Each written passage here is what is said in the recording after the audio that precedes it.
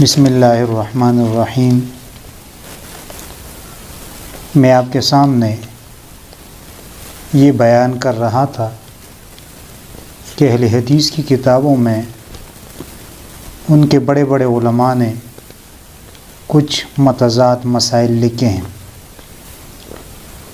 اور مثلاً ایک محلے میں ایک آدمی مر گیا، اور وہ آدمی ایسا تھا جو نماز نہیں پڑھتا تھا۔ اب لوگوں نے دیکھا جو کہ غیر مقلدین تھے کہ آیا ہم اس کی نماز جنازہ پڑھ لے یا بغیر نماز جنازہ کے اس کو دفن کر دیں۔ جب انہوں نے کچھ کتابیں اپنی بڑوں کے دیکھ لی تو کچھ میں کیا لکھا تھا اور کچھ میں کیا لکھا تھا۔ مثلاً جب انہوں نے فتاوی نظیریہ میں دیکھا تو اس میں لکھا تھا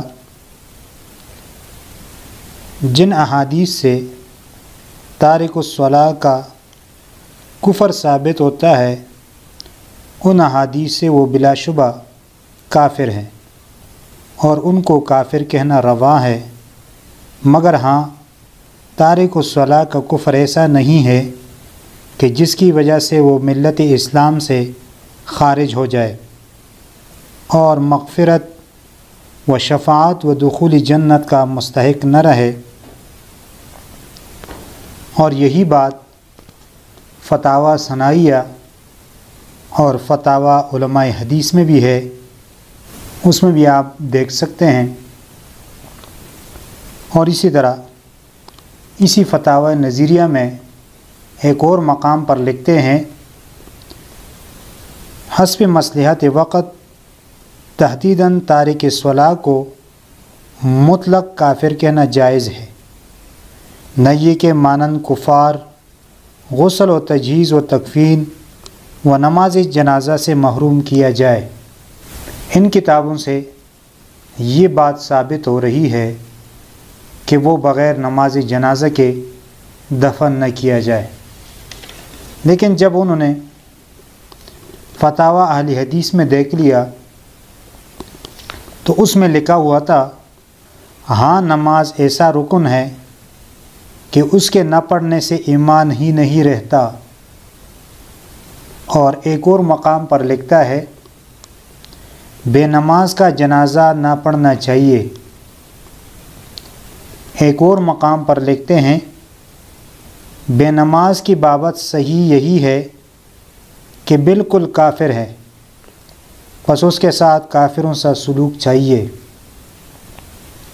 اور اسی میں ایک اور مقام پر لکھتے ہیں بے نماز بے شک کافر ہے، خواہ ایک نماز کا تارک ہو یا سب نمازوں کا۔ تو اس مسئلے کا اگر وہ حل چاہے تو وہ کس پر عمل کرے؟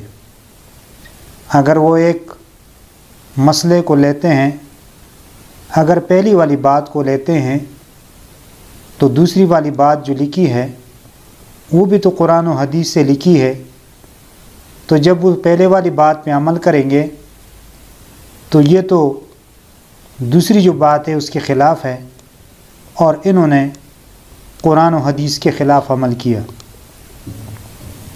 اور اگر یہ دوسرے پر عمل کرتے ہیں تو پہلی والی بات جو ہے جو قرآن و حدیث سے ثابت ہو رہی تھی اس کے خلاف کیا۔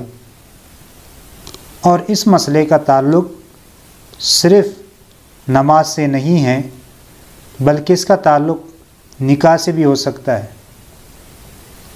اسی طرح آج تک ہم نے تو کسی غیر مقلد کو نہیں دیکھا کہ اس نے اپنی بیٹی دینے سے پہلے یہ تحقیق کی ہو کہ آیا یہ لڑکا نمازی ہے یا نمازی نہیں، اور اسی طرح لڑکے والے نے بھی یہ تحقیق نہیں کی کہ آیا یہ جو لڑکی ہے یہ نمازی ہے یا نمازی نہیں، کیونکہ یہاں مسئلہ کفر کا اور ایمان اور بےمانی کا رہا۔